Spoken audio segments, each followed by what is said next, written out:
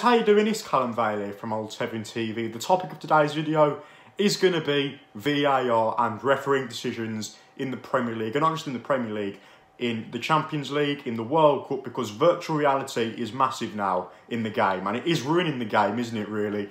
VAR hasn't been the kindest to us, though, in the past 4 games in the league. We should have had a penalty against Tottenham. We should have had a penalty against Bournemouth. We should have had a penalty and maybe even a fucking goal in yesterday's game. Like, it's not the best for us at this point, as we have thrown away quite a lot of points, shall I say, as well, really. But, you know, the one thing you've got to look at it is it a point where it can decide, like, our season already? I don't think so. So, you know, at the end of the day, it's only a point. We need to move on.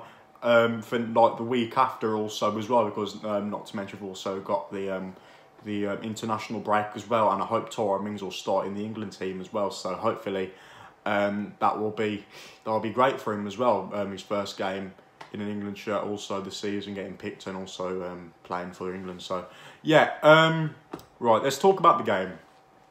I'm not that bothered that Jordan Ayew scored against us, though, to be honest. But that was a pretty good finish by Ayew. You know.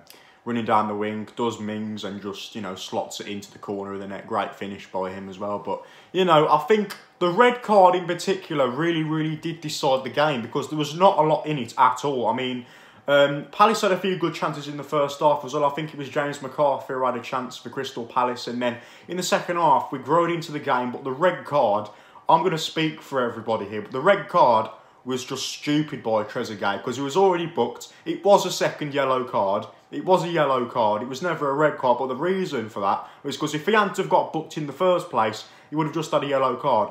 The referee booked 4 players for yesterday's game.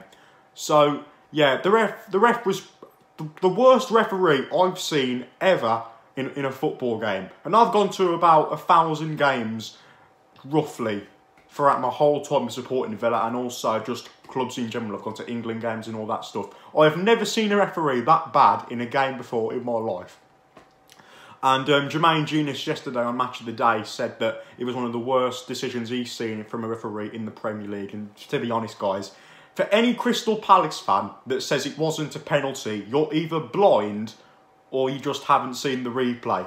Because I think it was Cahill who got the nudging in the second time. I'm not sure who it was who got a nudging in the first time, but yeah, got a nudge from I think it was Zaha or that left back Jeffrey Schlupp. I'm not too sure on that. Don't quote me on it, but yeah, he got nudged in the back, and then Cahill just sticks out a leg, catches Grealish, he goes flying, and then he fell to Lansbury. Lansbury slots it in, and he pulls it back for a fucking dive when it's clear contact. And also, he doesn't even appeal for it. He gets straight back up. So I don't see how the goal should not stand.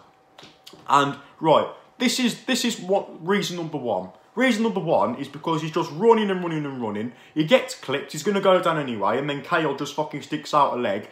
He pretty much passes the ball to Lansbury for him to slot it in. So I don't see the reason why that shouldn't be allowed, because it definitely should be allowed, and it's a penalty. It's not even a fucking dive. Regardless if Lansbury would have scored, it's a penalty. There's contact. The penalty is definite contact there. You know, it's absolutely fucking ludicrous how that isn't even a foul or a fucking goal. It's literally impossible to referee, because the referees are shit in this league. And, you know, a Crystal Palace fan said to me, right, how can you see if it's a dive or not when you're in the stands? I'm like, mate, if a professional referee can't see that, then who can?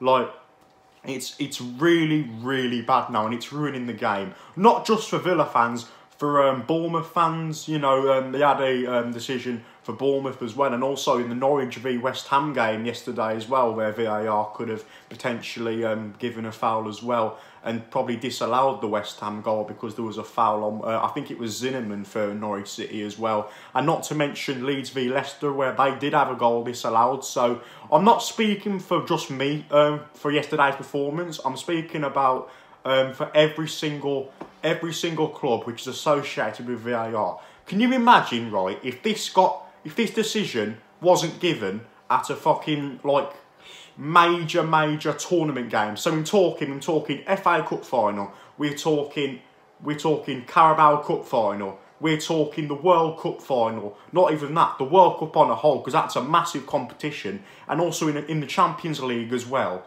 It's very scary that these people can't get the decisions right. The linesman as well was the worst linesman I've ever seen. Basically, he just looked at the referee and then put his flag up at every single decision yesterday. You're a linesman, do your job properly. And if these aren't doing their job properly, then what are they paying them for? You know what I mean? But one thing I'd like to say is to make VAR better, they should be someone in the referee's ear. They should be someone in the ref's ear the whole game. Because I know people might say that takes control away from the referee, but if a referee hasn't done his job properly, then he's not doing his job at all, if you get what I'm saying. So, yeah, it's very scary. Really scary. What's your guys' thoughts on VAR? Let me know in the comments below. Thanks so much for watching, guys. Up the Villa. And, yeah, I'll see you next time. Come on, the boys. Let's go. Take care, guys.